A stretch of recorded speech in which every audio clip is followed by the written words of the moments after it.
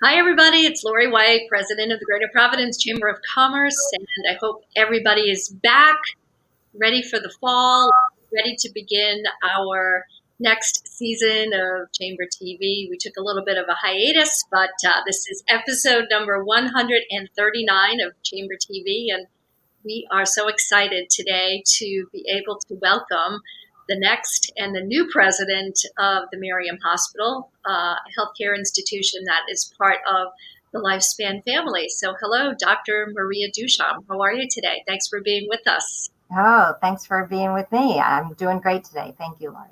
Fantastic. So we say you are the new president, but I bet you feel as though you've been in the role for, 8 or 9 months now, that it doesn't feel as new as it once did, for sure. For sure. Yeah, I started my role January 1st in the midst of this difficult time in healthcare. So yeah, it seems a lot longer than that. And I'm not new to the organization, so the role seems like sort of a transition from where I have been in the past. Enough familiar that's comfortable, and enough brand new that's super challenging. Mm-hmm. Sure. So in the announcement of your promotion, Dr. Babineau, who is the CEO of Lifespan, said it's such a pleasure to be able to reach within the organization and present leadership opportunities for you. And you've been with the Miriam and Lifespan affiliated organizations for quite some time. And I believe the news release said you have amassed tremendous qualifications and reputation. Yes, I've been with the Miriam Hospital for 34 years. So my entire career. And I think I've had 8 different roles within the organization. So I have had lots of opportunities to do a lot of very different things within the organization. And just was so super excited about this opportunity to really be a part of the future strategy of the hospital and part of the Lifespan system. Well, I love that. And I've been with the Greater Providence Chamber of Commerce for about the same amount of time. So Wow. I know what it feels like to have great pride in an organization that you've seen transition through so many leadership challenges and so many economic challenges. And even to this day, I know what a pleasure it is and a privilege it is, right? Absolutely. Absolutely. Yeah. When I started at the Miriam 34 years ago, we weren't part of the Lifespan system. We were sort of a small community standalone hospital. And so while I've been at the hospital for 34 years, sometimes it feels like I've been in different organizations, but that which stays constant is that which has really kept me here. And that's the great folks that I work with, the people that I work with, the great community supporters that have just been, in step with the hospital for so many years. And so there are some constants in the culture and in the environment of the hospital that have kept me here. But then there's been so many things that have changed, obviously, over 3+ decades of healthcare that have created new and different experiences for all. What are the biggest challenges facing the nursing profession as you know it today? Thinking back, you have a long, distinguished history of, viewing the profession both as a student, a practitioner, an administrator. So what are you seeing now that is so profoundly different? Yeah, a lot of things are profoundly different. I mean, I've been through, obviously, in 34 years, some nursing shortages. I remember a pretty significant one at the end of the 1990s, and we've gone up and down in nursing shortages. This is very different nursing shortage that we're experiencing. And obviously, it's not just in nursing, it's across all of our specialties in the hospital and all of our departments. But there is part, as I said, I'm a nurse, I'll always be a nurse, of me that it's we look at the future of the profession. And fortunately, and this is a really big fortunately, I've heard from the deans and directors of the colleges that actually there are more applicants than ever before, which is a wonderful thing. I think that this pandemic has really sort of highlighted the role of the nurse in ways in which we really haven't done a great job in doing that in the past. And so it's wonderful that there's a great pipeline of people who are interested in healthcare careers and nursing in particular, but we don't have the educators to take on all of these additional students. Some of the challenges that we're seeing in the workplace is that some of the students that are coming out now have had a year or even 15 months of very different training than those of us who went through in an earlier time and not in a pandemic have had. And so a lot of extra support for these folks to have additional hands-on experiences in the hospital setting. Remember 15, 18 months ago, we didn't have a lot of students or people that didn't need to be in the hospital because we were conserving personal protective equipment and limiting exposures. And so these folks haven't had the same opportunities that some others have had. But that's a bit of the landscape. Then there are people that are already in it that have entered at a different time, and it wasn't what they've expected. So we're seeing earlier retirements. We're seeing some folks re-examining their goals in the healthcare field. And we're trying to support them through it. And there are some really silver linings and people reflecting and saying, wow, this is what I'm here to do. And then there are others that it just isn't. And as I said, we're seeing that in every industry. But those are some of the challenges, I think, in the clinical and non-clinical disciplines as well. Now, that's very interesting. So when you say we don't have the educators to really spend time with the students, are you speaking of within the nursing schools themselves and also, on the ground within the hospital institutions, or a little of both, or one or the other? Great question, Lori. When I was answering the question, I was talking about in the academic institutions. However, and that's not a new problem. That's not a new problem, but now more than ever, it's being highlighted because we do have more people that are interested in going into the profession, and at a time that we need these people more than ever, it's being highlighted. And again, I think that can be very positive, but it's also right within the organization. I think that's a little bit less salient at this time. Because we have formal sort of education departments, obviously for all disciplines within the organization, and onboarding and orientation and all of that. But we also have so many professionals, professional nurses, professional physicians, professional therapists that are wonderful teachers and wonderful mentors, and really very understanding of the last 15 to 18 months for everybody, and including these folks that are coming out of school. So I think that boots on the ground here, we have a good mechanism for really supporting people as they enter the workforce, which can be a reality shock in normal times, let alone in these types of times. I was talking to one of our newer nurses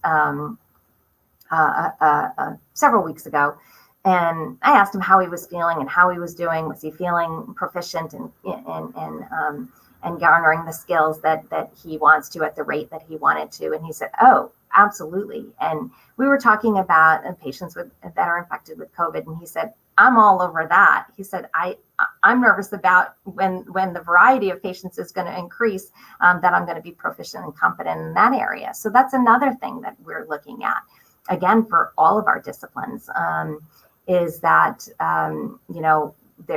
there will be a time where we will revert back, and we look forward to that, and we're going to have to support them through that area as well. So many interesting features that we could talk about. I've been around the nursing profession for a long time, certainly not professionally, but just in the day-to-day course of things. And I think it's fair to say that maybe earlier on it was very much female dominated, but now I'm wondering if it's really become much more, I won't even say 50-50, but I see so many men that are desiring to enter the nursing profession. Yeah, absolutely. Absolutely. There's far more, certainly, than when I started my career. It's not close to 50-50 yet, but there are definitely more men in the field. And again, I think we've tried for years to really highlight what the role of the nurse is in healthcare, and there's so many different areas of healthcare.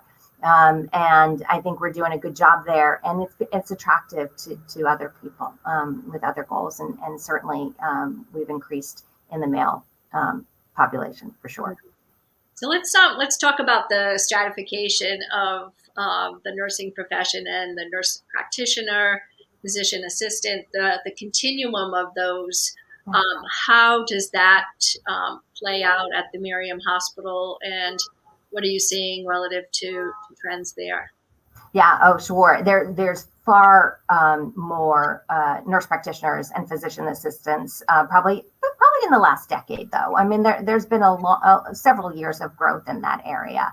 And I think that's a really great thing. Certainly, I'm seeing them in acute care, but the Miriam Hospital also does ambulatory care.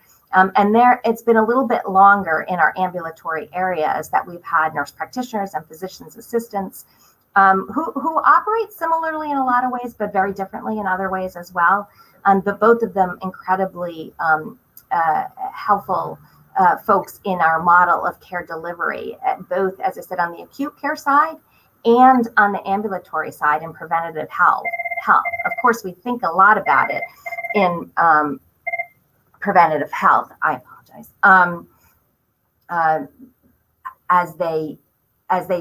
We need primary care. We need primary care providers in our healthcare delivery system. And we know that, and that's one area in the medical field that applications and numbers of folks that are entering primary care as opposed to specialties are really decreasing. Right. And so acute care nurse practitioners, as well as family nurse practitioners and nurse practitioners in the community are of great support as it relates to primary care.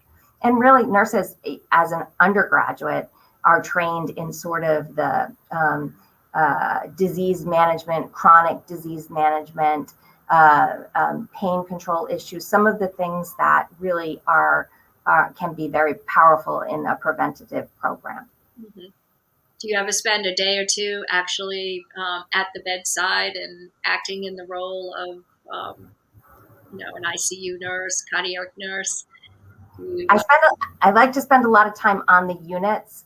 To spend a day as an ICU nurse now, I tell you, Laurie, the care and the technology and the advances change every day. And that's not just during this current context. Obviously, we've heard about that extensively in the current context.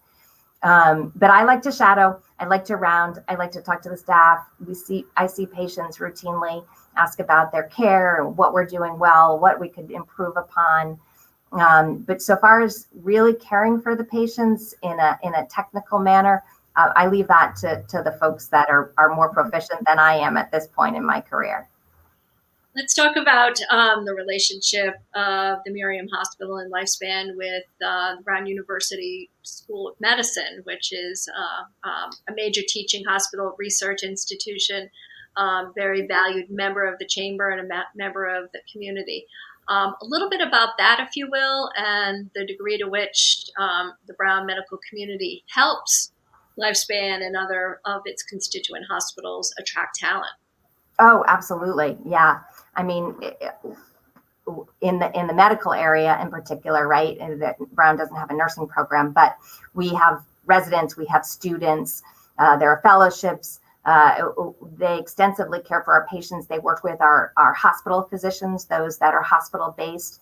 They work in all of our specialties, and that relationship with Brown University is critically important for the reputation of our organization, as well as just the teaching sort of environment of the organization. Obviously, we're a teaching hospital, and that's important for the culture. And there are folks that are attracted to that type of an organization. And so we have many, many affiliations with schools, but Brown is really one of those that is critical to our mission and to what we do as an organization, and helps to set that culture and that environment of continuous learning and learning from each other and interdisciplinarily. Speaking of interdisciplinary and interinstitutional, one of the projects that we are very proud of being an advocate for a couple of years ago was the brand new nursing education facility in Providence, located right across the street from the Brown University School of Medicine. And that nursing school is a joint effort of Brown, University of Rhode Island, and Rhode Island College, with a piece, I believe, also with the University of Rhode Island. The Community College of Rhode Island. And at the time, we talked about, the amazing proximity that teaching facility would have next to, within close proximity to all the academic medical centers, and the degree to which Rhode Island could be an epicenter for the very sophisticated education of nursing professionals. I trust that that promise is starting to pay great dividends. Absolutely. The Nursing Education Center has been a godsend. It really has. And I think it has it brings the community close together. It is it's near Rhode Island Hospital. It's near Miriam Hospital. It's near our Coro building, where there are other professionals. And it sort of brings that community feel together. Geography can be important sometimes. And so I think it's been a wonderful, and it's been really great to have the two of the baccalaureate education institutions together. It's had a lot of dividends. It's paid a lot of dividends. And I think that there's been a little, obviously, hiccup through these last several months in all of our in-person community type gatherings, but we'll pick right up on it. It's been a gem.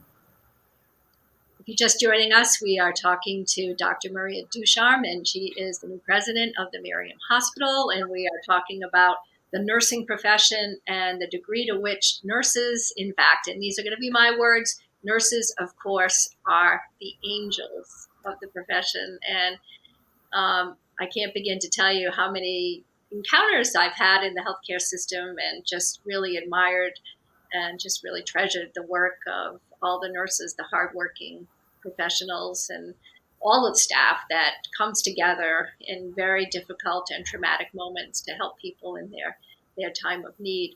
So Maria, with your long and distinguished background as a nurse, and the fact that you never lost sight of the profession and what it means to be at the bedside, I am betting that your role as the new president of the Miriam Hospital is one that puts you in a place where you could mentor a lot of younger people coming through the profession.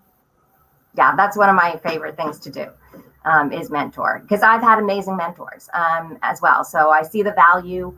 I think it's incredibly important that we have both role models and mentors, that we have folks that really can highlight where our opportunities are, what we do well, and what we need work on. And so I love to work with students, with new leaders. And that's one of the most satisfying parts of my job. I have a lot of satisfying parts, but that is one of them. And as I said, I think it's because I have so valued my mentors, and really think that it's an important part of our professional development and who we become. And I valued my mentors inside of nursing and outside of nursing. And I think that nursing and healthcare is a team. It's about the team. The value that nurses bring to that team is, as I think I alluded to before, we're sort of trained as the coordinators of care. And so we're accustomed and trained in school and educated that way, and enculturated that we're part of a team, and that we bring the team together to center on the needs of the patients. And we're not no captain of the ship kind of piece of that. So I think that that's what I have brought, and that's what every nurse brings. And all, as I said, all the disciplines really, though. I think that we've learned that through the pandemic and how people can work together. No discussion of healthcare at this time would be complete without a little bit of discussion about COVID. And you alluded to the fact that, there's folks leaving the profession, burnout, and, just incredibly emotionally traumatic, demand. And then at the same time, a whole, fresh crop of individuals who say, you know what, that's really something that I think I have a calling for. So I find the, the outflow and then the influx, really interesting, and it's probably, probably very good for the profession as well to be able to, cross pollinate with other disciplines, with other backgrounds, with other cultures. So, what's happening on a day-to-day basis at the Miriam Hospital, Dr. Ducharme, relative to COVID? Where are we with the spikes and the dips and the like, particularly with the variant? Yeah, sure. So obviously, in the last couple of months, we've started to see more patients again, and not as many as we've seen at the peak. And I really hope that we won't. I mean, obviously, this is a key time, as some of the folks who have projected volumes and surges have looked towards the end of September and the middle of October to potentially be a greater or as great a peak as we've hit in previous times. I'm hopeful that some of the efforts that we put into play, all the personal protective equipment, masking in the community, as well as in healthcare organizations, vaccination, I hope will help to mitigate some of that, even with this new Delta variant, which is behaving in a little different way. But yes, there are patients. We have warm areas or areas that we're caring uniquely and specifically for patients who are infected with COVID virus. And it's challenging. It's challenging for the nurses, for therapists, for physicians.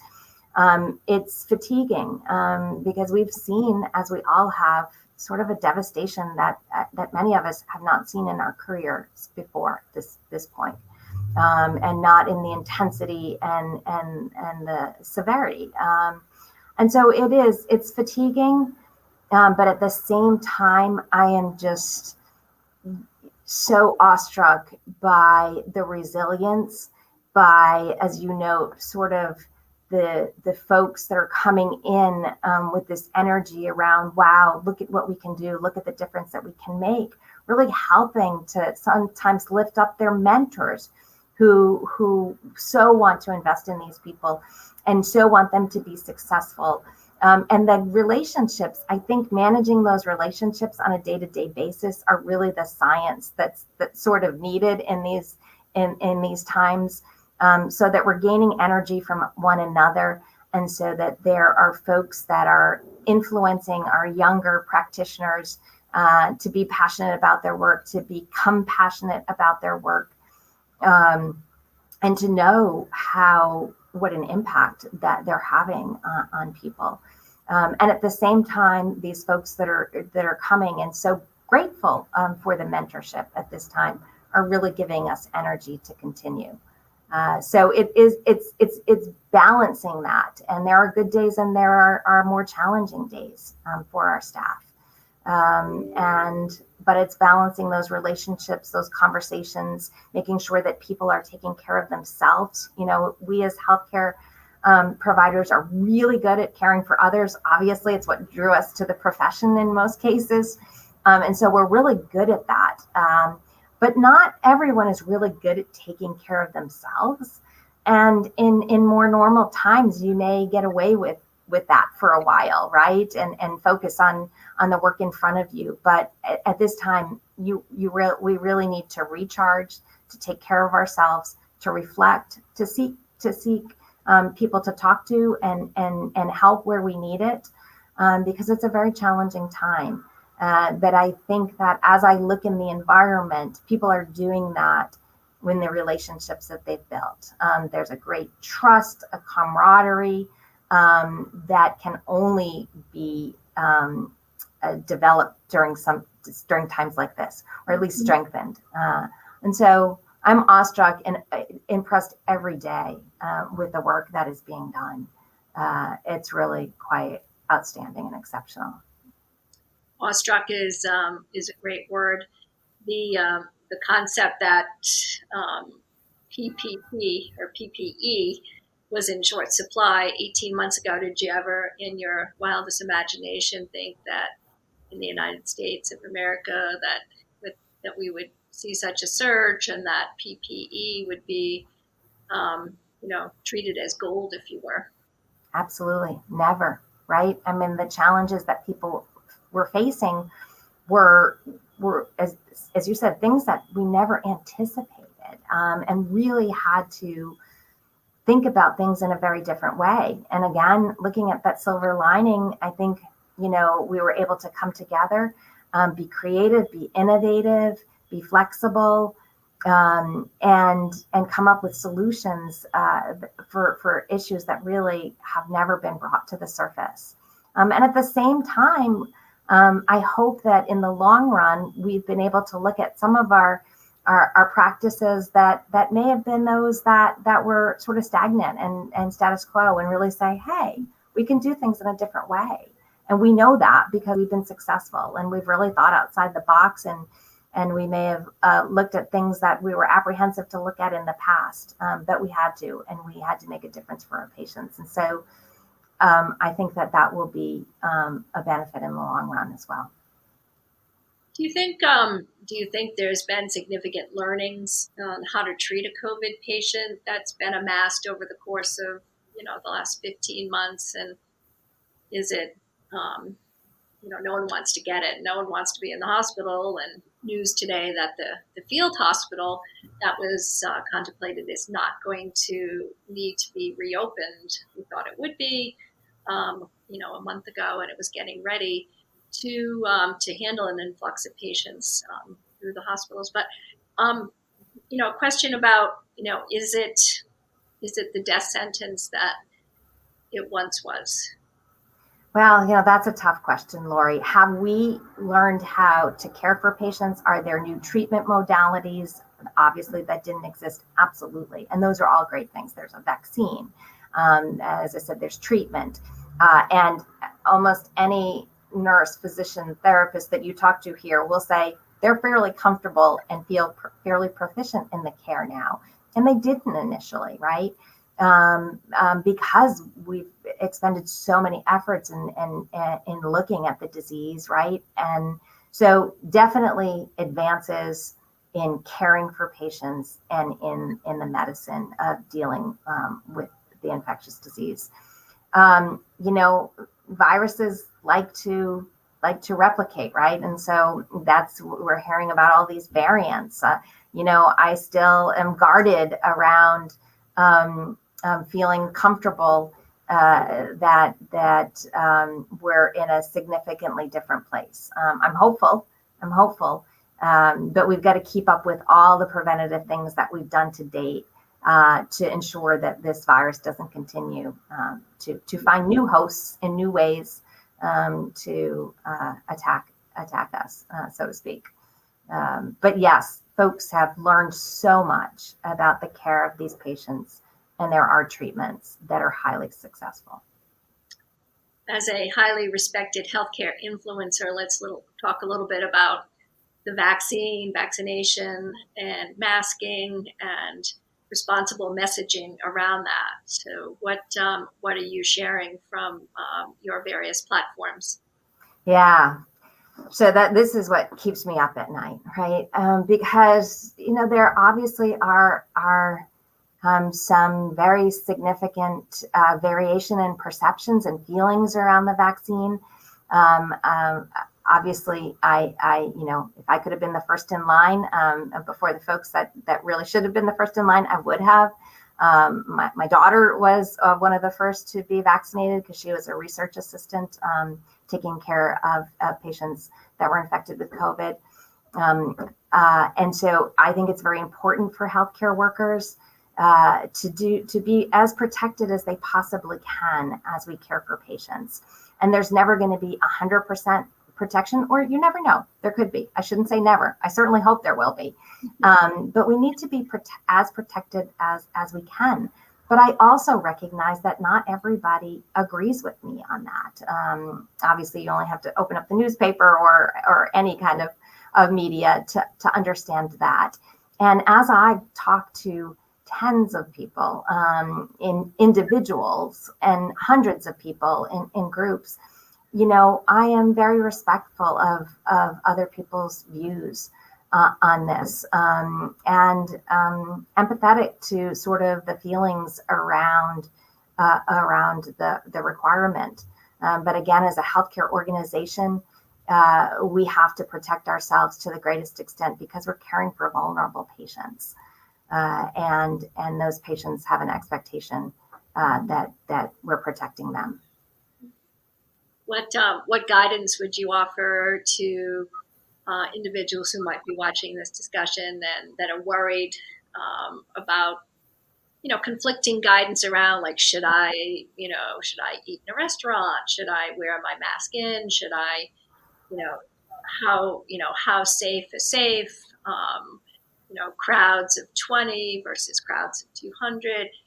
Every day the melange of advice and the shifting conditions just makes everything confusing. I think if you're riding the roller coaster of, how do I responsibly take care of myself, but at the same time, how do I be a responsible citizen, go back to the office, participate in society in general, the economy, how do we keep the economy moving, keeping, jobs and benefits and the like. So the whole big picture is one that, is complicated for people to navigate. It's complicated. It's confusing. And if I had all the answers to that, those questions, Laurie, I'd be doing outstanding. And people are going to have different thoughts on all of those things, right? What my advice, if I have advice, is find a trusted colleague, physician, nurse, scientist, infection control. Ask the questions of the people that you know have the best answers, that you have trusted in the past, that have been credible to you. And that's often what I do with people I'm talking with. For many, I may have known them for decades. And so I've been a credible resource and sat with people and listened to their concerns around some of the context in the environment. If I don't think I'm that person, I give them advice to contact their provider or their brother or their sister that may be working in this field. And those are the discussions I think that we all have to have. And we all have to kind of balance in our responsibilities to ourselves and to our patients and to our families. That's very well said. So shifting gears a little bit, what are you looking at for the future growth opportunities for your hospital and the overall lifespan system and the future of healthcare as a major economic generator here in Rhode Island? Yeah, that's a great question too, and a big question. Put COVID and sort of the immediate context aside, there's still a lot of great work going on in how we deliver care. And as I said, I think that some of the learnings, not just about COVID, but about how we operate in an incredibly dynamic, challenging, and ever-changing environment. I mean, we've said that forever in healthcare, but it's really come to fruition now. And I think that as we look at the future of healthcare, we take some of these learnings with us. Infectious diseases we're understanding are not going to be going away, and that they may be more present in our community. And so that's certainly a learning. Preventative care. I mean, I think we really have a lot of people reflecting sort of on where they are, where they've been, and how they care for themselves like never before. And so I think healthcare is really going to be front and center for folks. I think that folks are a little unsure right now. But as we move forward, I think that the healthcare field is going to be front and center for folks as they've reflected on the importance of that in themselves and their families. So we're doing a lot of great things within the system in every world, in the acute care world, in the ambulatory world. As you know, we've just merged with Coastal Medicine. And so we have this phenomenal arsenal of primary care providers, something that's so critically needed in our workforce and in our delivery of healthcare. So lots of great things. We've just developed a lifespan vision 2025, a strategic plan that really brings us out beyond our pandemic times. and thinking about how we're delivering care over the next few years. So exciting times and times that we have an audience that's sort of reflecting on all of this. Mm-hmm. You noted that you have a daughter that has followed in your footsteps as in the nursing profession and medical profession. What would you say to young men and women today that are, thinking about where they might want to look for a very rewarding career and a way to really make a difference in the world? Yeah, I mean, obviously, yes, my oldest daughter, she actually went to Lafayette College as in a neuroscience track. And after 3 years, she said, so she didn't know initially. She said, Mom, I think I want to be a nurse. And she had had enough exposure in the acute care environment. She had internships in neuroscience in the hospitals. And so super proud. So I hope I was a good role model, an example of how rewarding and fulfilling that the healthcare field is. And I'm thrilled that we're hearing that there are more and more people going into the profession. And so I think, more than my words, and more than anybody's words, it's our actions and how we convey our fulfillment with the roles that we are filling in healthcare and the stories that sort of drive who we are as individuals and the patients that impact our lives and the colleagues that impact our lives. And so I think it's those things that really influence people. And that's what people heard a lot of, right? And I think that's why we are seeing people going into healthcare. It's challenging. They know what they're getting into, but they hear about the phenomenal stories and the impact that people have had on the lives of their community. And so that's the advice I would give to people is really talk to individuals if you're interested in healthcare about what drives them, about where their passions lie, and about how they've been fulfilled in that career. And I think that's what my daughter did. She wasn't sure at 18 years old what she wanted to do, but she got exposed to not only myself and my husband, who's a physician, he's an ophthalmologist, but to her friends who were looking at the field of healthcare and got into the hospital and talked to people. And she did some work in ambulatory areas as well. And so that's what it's about. And I'm just thrilled that people are pursuing these professions because it'll be important for our future, that's for sure. Well, as you point out, there are so many strands on ways to intersect with the healthcare profession. And, it's not simply, direct care giving, although that's, a tremendous part of it. But there are just so many ways that healthcare interacts and really supports so many other jobs within the broader healthcare community. Absolutely. Absolutely. So as we wrap up, any final thoughts, Dr. Ducharme, relative to the chamber and how the business community can continue to be supportive of you and your ambitions and your responsibilities as the leader of a very important institution here in Rhode Island? Any particular requests that you are looking to put out, and volunteers, resources, anything that you need in this, I won't even say post-COVID environment, I would say this ongoing COVID environment?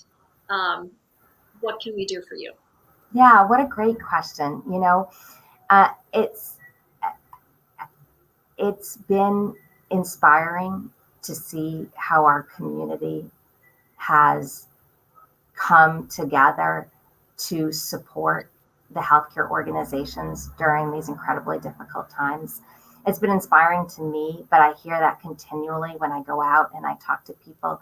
It's really so valuable that folks know that they're doing great work and that people recognize it, and that our organizations throughout the state and people in our community are really appreciative of that. So I appreciate your time today. I appreciate your highlighting this.